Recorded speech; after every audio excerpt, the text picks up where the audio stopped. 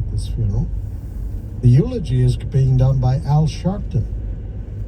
Also, is he still around? He's still around, and he's there. Also, the family of George Floyd is there. So this is becoming, the death of this young man, tragic. And we hope justice is done along the way.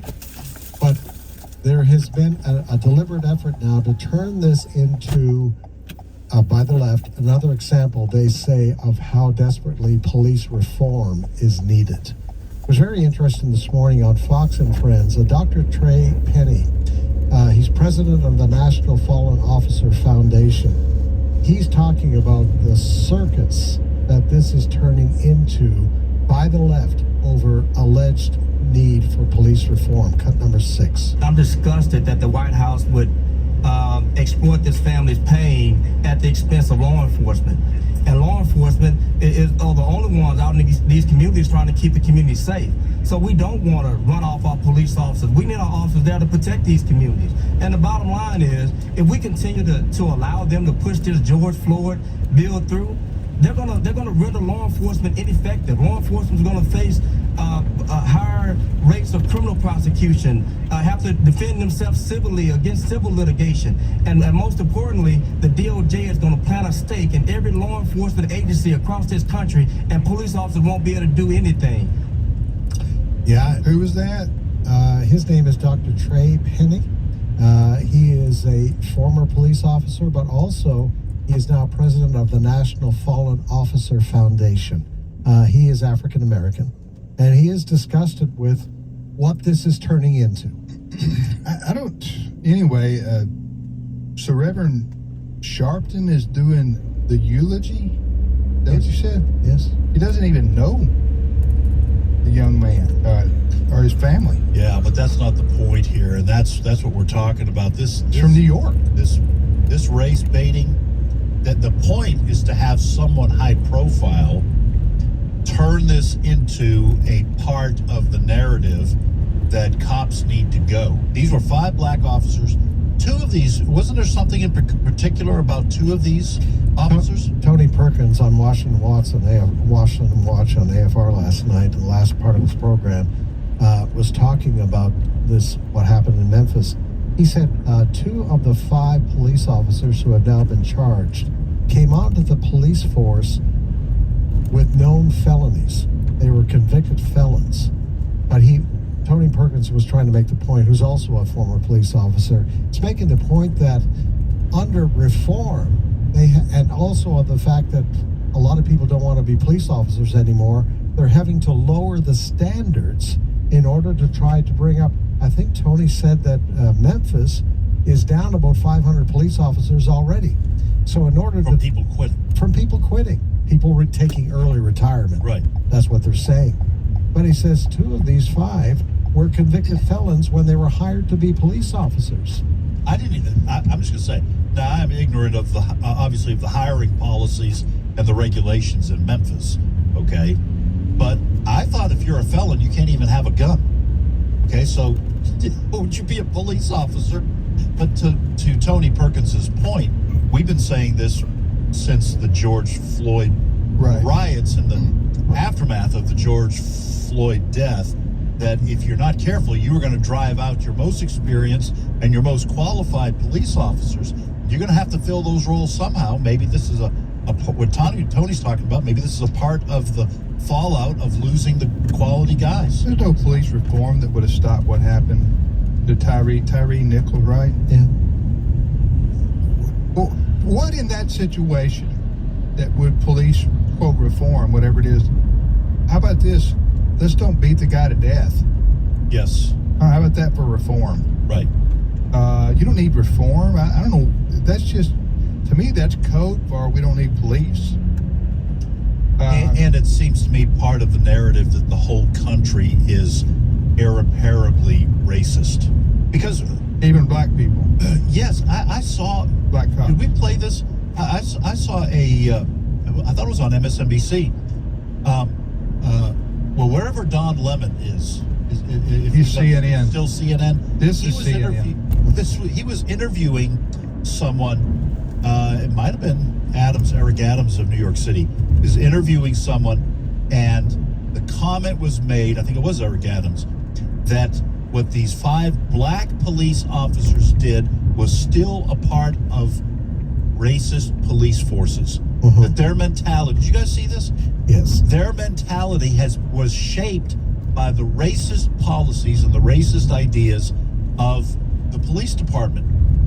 Black guys beating to death a young black man is the fault of racism? With a black police chief. Yeah. And with a black police. No, Right. here's the black argument sheriff. they're trying to make.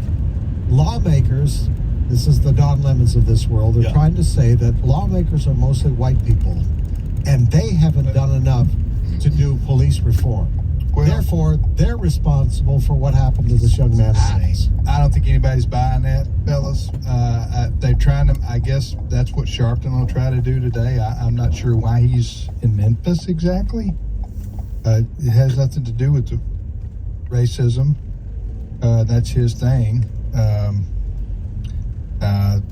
And anyway, I don't think anybody's buying it, as evidenced by there's no riots going on across America like there was after George Floyd.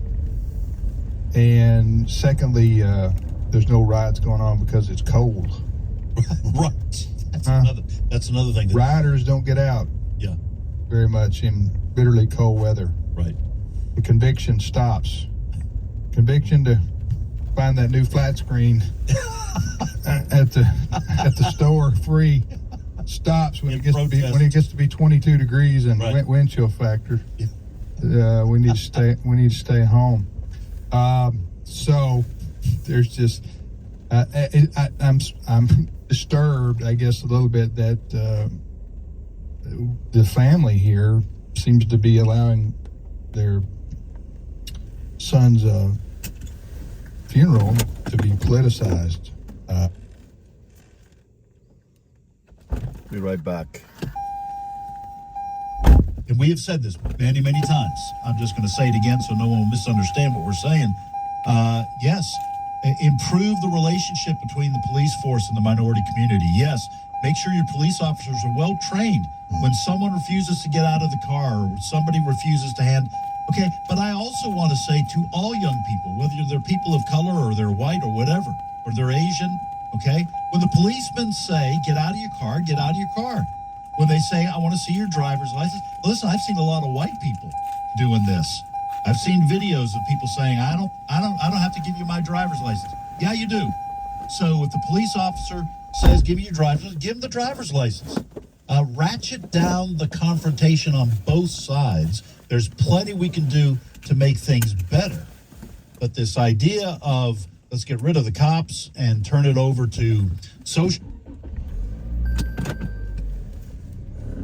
And the other thing is, Get rid of law enforcement and bring social chaos to America's big cities in particular. and the frustration level, obviously, on the part of police officers is also growing because they arrest people and they go to the other part of the justice system, and because of these new bail laws, whatever, they're right back out on the street. So there are reforms that need to be made, but Let me just say this too, and we mentioned this the other day.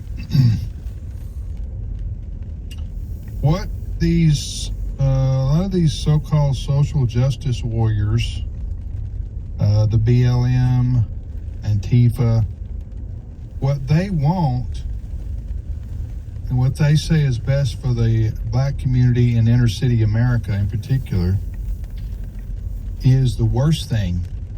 The results will be the worst things happening in those communities. And we mentioned this the other day. You continue to demoralize and demean policing I see. in that profession I see. and over again, then and then good people leave the police force and you can't find replacements unless you hire felons. Then the criminal element in your community is going to grow and get worse because they're going to be emboldened because they see the cops are weak Righty. or they're non-present.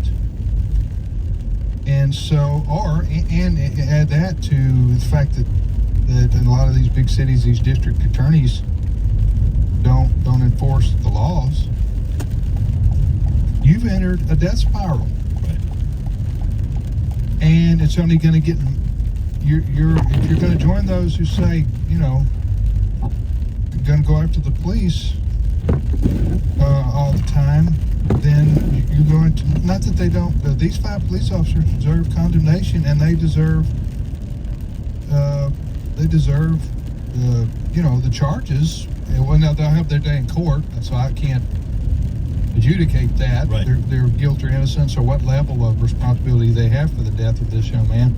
I'm just saying, it's like the gentleman said that we quoted a while ago, that we bear his voice from the police union. What did you say he was from? He's with he's president of the National Fallen Officer Foundation.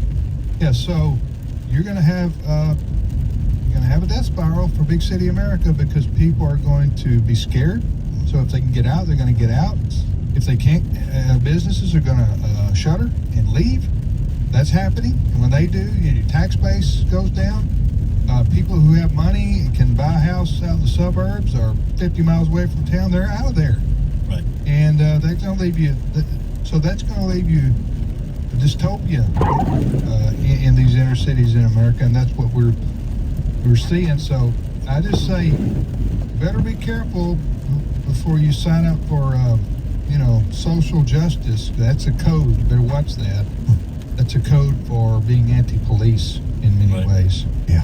And anyway, so there you go. What's next, Fred?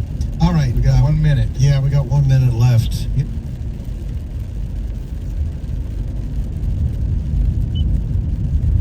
K programs. Yes. Something to the tune of $12 trillion. Well, the Biden administration is looking at this $12 trillion, and they'd like to use it for other purposes. Look at their chops. So what the Biden administration has done, they're going to go to these companies that manage these 401k programs, and they want these managers, these 401k managers, to start directing these trillions of dollars into companies that are really into the climate change and kind of social and governance rule, basically woke policies.